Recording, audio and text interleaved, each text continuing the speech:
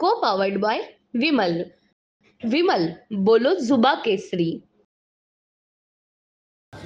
नाही, जिल्हा परिषदेचं कारण आचारसंहिता होती मधल्या काळामध्ये. अनेक कामं जनतेचे, ग्रामीण भागातल्या ग्रामपंचायतीचे, घरकुलाचे असतील, रस्त्यांचे असतील, आरोग्य केंद्रांचे असतील, शिक्षकांचे असतील, शाळा खोल्यांचे असतील, असे अनेक विषय पेंडिंग होते आणि त्याच्याविषयी मुद्दाम आढावा घेण्यासाठी CO साहेबांबरोबर सगळ्या अधिकाऱ्यांबरोबर चर्चा करण्यासाठी मी आलो होतो.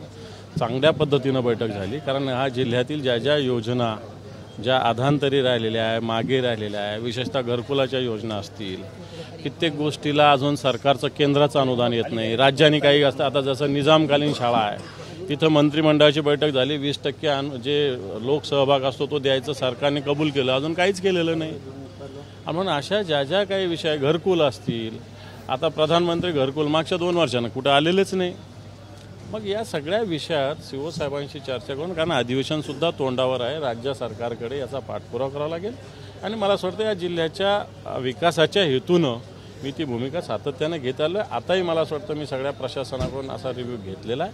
अधिवेशनामध्ये राज्य सरकार असेल, राज्य सरकारचे मंत्री असेल, त्यांच्याशी चर्चा करून समन्वय साधून हे सगळे प्रश्न जिल्ह्याच्या विकासाचे मार्गी लावण्याचा संकल्प या बैठकीत आम्ही केला. शाळा मंजूर नाही, 8वी पर्यंत शाळा होती, 9वीचा वर्ग सुरू झाला पाहिजे, त्याचा प्रस्ताव वेळेत आला नव्हता. मी CO साहेबांना कार्योत्तर मान्यता देण्यासाठी 1 नाही तर 2 उर्दू शाळेचा मुद्दा आहे, 9वीचा वर्ग सुरू करायचा आणि सोमवारपासून 9वीचा हा वर्ग सुरू होणार आहे, तेही आदेश CO साहेबांनी दिलेले आहे. पुण्याच्या ड्रग्ज प्रकरणामध्ये फडणवीसांनी राजीनामा दिला पाहिजे अशी मागणी समोर येते सध्या. आता त्यांनी मागे म्हटलेलं आहे की एखादं कुत्रं जरी गाडी खाली आलं तर राजीनामा मागतात.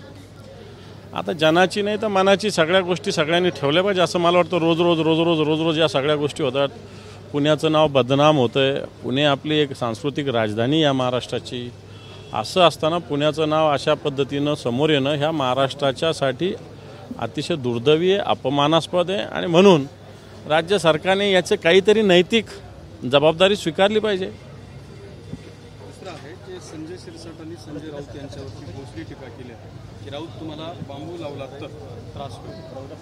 विषय बांबू लावण्यावर मला वाटतं शिरसाटांसारखी भाषा मला काही येणार नाही, परंतु संजय राऊत साहेबांनी चांगल्या पद्धतीनं या महाराष्ट्रात महाविकास आघाडी एकत्र करून तुमची चांगलं जे तुमचं स्ट्राईक रेट आहे सगळ्या तुमची महायुतीचं जे 41 होतं ते 17वर आणलेलं आहे.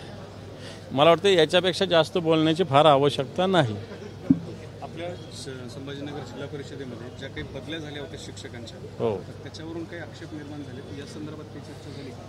बिलकुल. जिल्हा परिषदेच्या शिक्षकांच्या बदल्याच्या संदर्भात विभागीय आयुक्तांनी चौकशी केलेली आहे.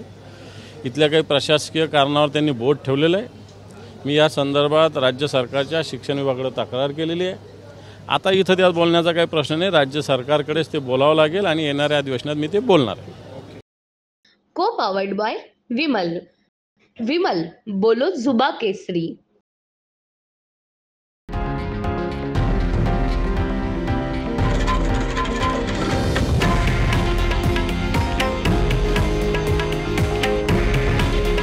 हे आहे देशातील नंबर 1 न्यूज नेटवर्क आणि आपण पाहत आहात TV9 मराठी. काळजी तुमची, हित महाराष्ट्राचं.